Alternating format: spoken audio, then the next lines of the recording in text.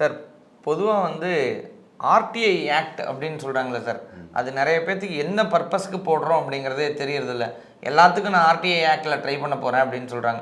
பொதுவாக எதுக்கெல்லாம் RTI act போட முடியும் சார்? பொதுவாக இதில் முக்கியமாக மக்கள் தெரிஞ்சுக்க வேண்டிய விஷயம் என்னென்னா, ஆர்டிஐன்றது என்ன? ஆர்டிஐன்றது தகவல் அறியும் உரிமை சட்டம், மக்களுக்கான சட்டம். அது இந்திய குடிமக்கள் யாராக இருந்தாலும் சரி, அவங்க அரசாங்கம் என்ன செய்யுது, எந்த மாதிரியான ஆக்டிவிட்டி பண்ணுறாங்க, தங்களுடைய வரி பணத்தை எப்படி செலவிடுறாங்கன்றத கேட்கறதுக்கு உண்டான எல்லா உரிமையும் கொண்டது தான் இந்த ஆர்டிஐ. அந்த ஆர்டிஐனால நீங்கள் எங்கேயோ ஒரு இடத்துல, இந்த இடத்துல ஒரு ஸ்டேட்டில் நீங்கள் உட்காந்துருக்கீங்க, காஷ்மீரில் ஒரு இடத்துல ஏதோ ஒரு ரோடு போடுறாங்களோ இல்லை ஏதோ ஒன்று செய்கிறாங்க, அந்த இடத்துல இந்திய குடிமகனா நீங்கள் அந்த ரோட்டை போட்டதுக்கு உண்டான டீட்டெயில் நீங்கள் கேட்குறீங்க, எவ்வளோ செலவு பண்ணீங்கன்னு கேட்டால் அதை இந்திய அரசாங்கம் கொடுத்தே ஆகணும். அந்த கடமை இருக்குது. அந்த கடமை தான் இந்த ஆர்டிஐன்றது. ஸோ இந்த ஆர்டிஐ வச்சு நீங்கள் இது ஒரு பெரிய ஆயுதம். ஒரு இந்திய குடிமகன் அரசாங்கம் பண்ணுற செலவு ஒரு பைசானாலும் அதை அவங்க கேட்குறதுக்கு என்ன செலவு பண்ணீங்க அப்படின்னு கேட்குறதா அதோடைய அந்த ஜனநாயக நாட்டில் உண்டான சக்தி. அதுதான் ஜனநாயக சக்தி. சார், இப்போ ஆர்டிஐ போடுறதுக்கு வழக்கறிஞர் உதவி தேவையா இல்லை அவங்களாவே பதிவு செய்ய முடியுமா சார்? கண்டிப்பாக முன்னனுபவம் வேணும். ஆனால் வழக்கறிஞர் உதவி வேணுமான்றதான் இல்லைன்னு தான் சொல்லுவேன். அது வெறும் 10 ரூபா ஸ்டாம்ப்பு. கொஞ்சம் புத்திசாலித்தனம் வேணும். புத்திசாலித்தனம் நம்ம எல்லாத்துலேயும் எல்லா துறையிலையும் நம்ம புத்திசாலியாக இருப்போம்னு சொல்ல முடியாது. அதனால தான் அட்வொகேட்டோட துணை இருந்தால் நீங்கள் என்ன கேட்க வர்றீங்கன்றது தெளிவாக கேட்க முடியும். அதை விட்டுட்டு நம்ம வேறு ஏதாவது சம்மந்தம் இல்லாத கேள்வி கேட்டோம்னா உங்களுக்கு திரும்பி வராது. 10 ரூபா அனுப்பிச்சாலும் இல்லை நீங்கள் தேவையில்லாத கேள்வி கேட்குறீங்க அப்படின்னு அதை திரும்பி வர்றதுக்குண்டான வாய்ப்பு அதிகமாக உண்டு. சார், பொதுவாக ஆர்டிஐ மனு அப்படிங்கிறது எப்படி தாக்கல் செய்ய முடியும் சார்? ஆர்டிஐ மனுன்றது ரொம்ப சிம்பிளாக ஒரு லெட்ரு, அந்த தகவல் ஆணையர் இருப்பாங்க, ஒரு இதுலேயும் தகவல் ஆணையர், அந்த பிஆர்ஓ இருப்பாங்க.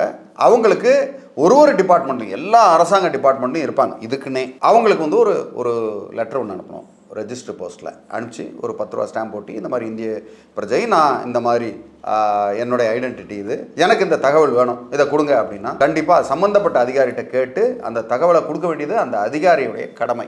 அதுக்குன்னு அதிகாரி நியமிக்கப்பட்டிருக்கனால நீங்கள் அந்த அதிகாரிகிட்ட நேரடியாக நம்ம கேட்கலாம். அதனால் எந்த ஒரு கவலையும் இல்லை. ஐயோ இது கேட்டோம்னா நம்மளை தப்பாக நினைப்பாங்களா? ஒரு தப்பும் கிடையாது. உங்களுக்கு கேட்கறதுக்கு எல்லா உரிமையும் இருக்குது. சார், ஒருவேளை அந்த அதிகாரி நமக்கு தகவல் தர்றதுக்கு தாமதப்படுத்துகிறாங்க, நமக்கு ஒரு வழக்கு நடந்துக்கிட்டு இருக்குது, இந்த ஆர்டிஐ வச்சு தான் அதை நம்ம பேச வேண்டியது இருக்குது அப்படின்னா, தாமதமாக செய்கிற அந்த அதிகாரி மேலே நம்ம கம்ப்ளைண்ட் எடுக்க முடியுமா? இந்த மாதிரி தாமதப்படுத்தக்கூடிய ஒரு சில சூழ்நிலைகள், இல்லை அவருக்கே தகவல் கிடைக்கல அப்படின்ற சூழ்நிலைன்னா அப்பீல் போகலாம்.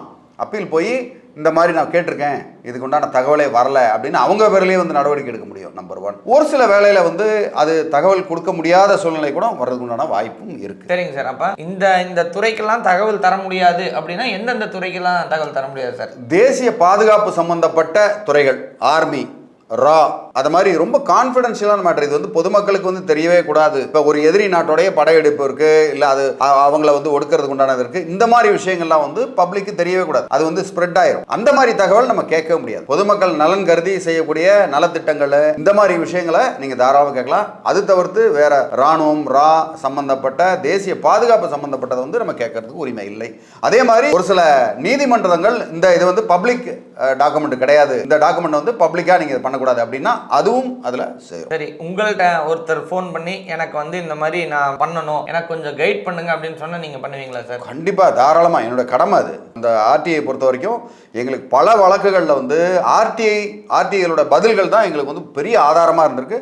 கண்டிப்பா அதை செய்வோம். மேலும் ஆர்டிஐ சம்பந்தமான உங்களுக்கு வேற ஏதாவது தகவல் வேணாலும், இல்லை ஆர்டிஐல எதெல்லாம் கவர் ஆகுது, எதெல்லாம் கவர் ஆகலை அப்படின்ற உங்களுக்கு டவுட்ஸ் இருந்ததுன்னா தாராளமாக கமெண்ட் பண்ணுங்க. உங்களுக்கு உதவுறது தயாராக இருக்கேன். நன்றி, வணக்கம்.